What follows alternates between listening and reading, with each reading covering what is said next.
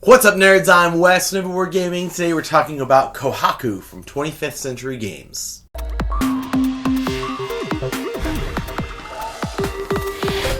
So this will probably be a fairly quick video because honestly Kohaku is a pretty simple game. It does have some beautiful components. All the tiles are like acrylic with printing like behind them and like almost inside of them. So it gives you that really nice like water pond feel, and the neoprene playmat for like the center is really nice as well.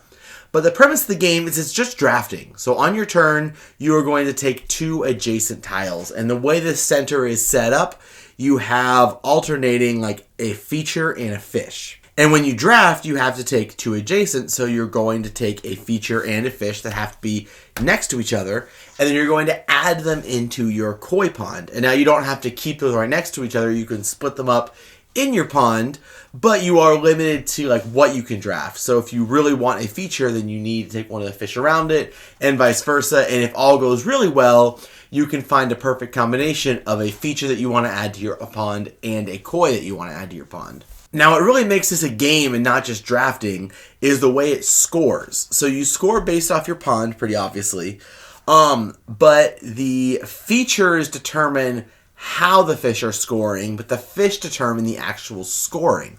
So, some features have, hey, you're going to get 2 points for every black fish that is adjacent to this feature. Some of the features have to have like the little baby kois, and some of them have to do with the dragonflies flying around the koi. But you're going to build these features, and then you're going to surround the features with the koi in the pond to get the end game scoring. And again, you kind of want to like stack that up where, okay, I've got a black koi fish here. If I can get multiple lily pads around it that also want black fish, then that fish is going to score it's going to score off of multiple different features. But then also like you score for surrounding the feature. So like every side of the feature orthogonally adjacent gives you an opportunity to score. So you don't just want a ton of black lily pads, like a ton of lily pads that want black koi, because then you're just going to need a ton of black koi fish, and you are limited to what's in the game and even like what's available out there. So a little bit of strategy in making sure that you are like being efficient with the koi fish that are in your pond, but also like making sure you spread out your scoring opportunities enough that you could actually utilize as much of that lily pad as possible. And without getting like really in depth about what each of the fish is and each of the features are, that is the entire game. You are going to continue drafting, and then eventually everyone is going to have their koi ponds, and you count up score, and whoever has the most points is the winner. Honestly, I absolutely love this game. Like, when I explained it, reading the rules even, I was like, oh, this is really simple. But the simplicity makes this game perfect for like a relaxing but still competitive drafting game. Like, it's simple enough and the rules are simple enough that it's really easy to be social with this game. It's really easy to have conversations, but there still is a good amount of strategy in, again, where you're putting these tiles, what you're drafting. You like draft, like, oh, I really need this, and you're hoping, and then it comes out, and then you're like, oh, I hope they don't see it, and does anybody else need it? And like, you can plan ahead a little bit.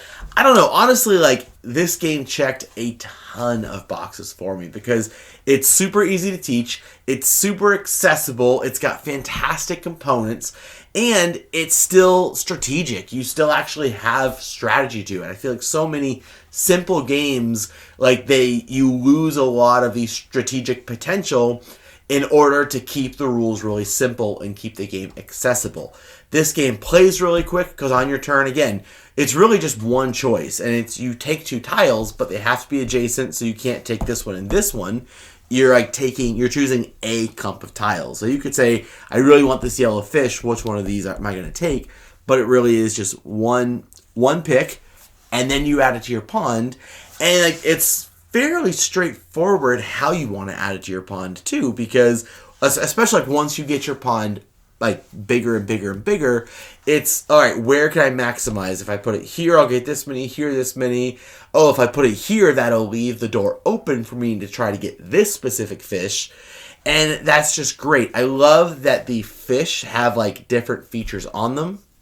So some fish just have like extra points on them. Some fish are multicolor. So like this guy is yellow and black. You know, this guy is white and red. This guy has little baby koi fish. This guy has dragonflies around him. So like there's all those different features of single colored fish, multicolored fish, dragonflies, coins, baby koi, all like that. That sounds like a lot, but that makes it really good because there's a ton of variety, even though there aren't that many different things. There's only like 4 different colors, and there's only like 4 extra things, but the ability to like combine them and blend them, and certain lily pads want black, certain lily pads want black or yellow, not black and yellow, so you can surround it with black or yellow fish. And then if you get like that multicolored fish, that black and yellow one that we talked about earlier, you can have a black lily pad here and a yellow lily pad here and a black or yellow lily pad here, and that way you're getting tons of scoring potential without getting locked into just having that one color of koi fish. Again, like I don't want to like go on and on and on about this game because again, it's really simple, it's really straightforward, but I thought it was just fantastic. So I really do highly recommend this game, especially if you do want something that's accessible. It says 10 up on the box. That again, I think that's probably, you could go a little bit lower if your kids are already into gaming around like 8 years old maybe.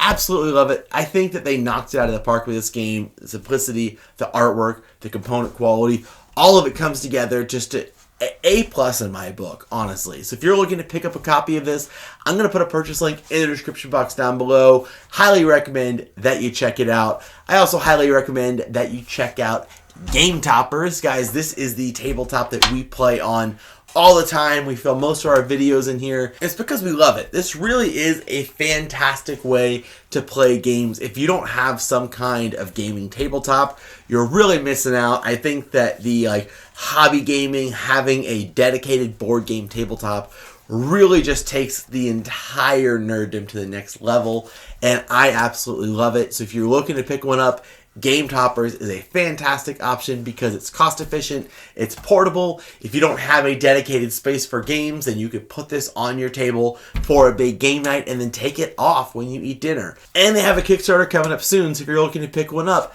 now is the time. Either way, guys, make sure you subscribe to our channel so you'll never be bored.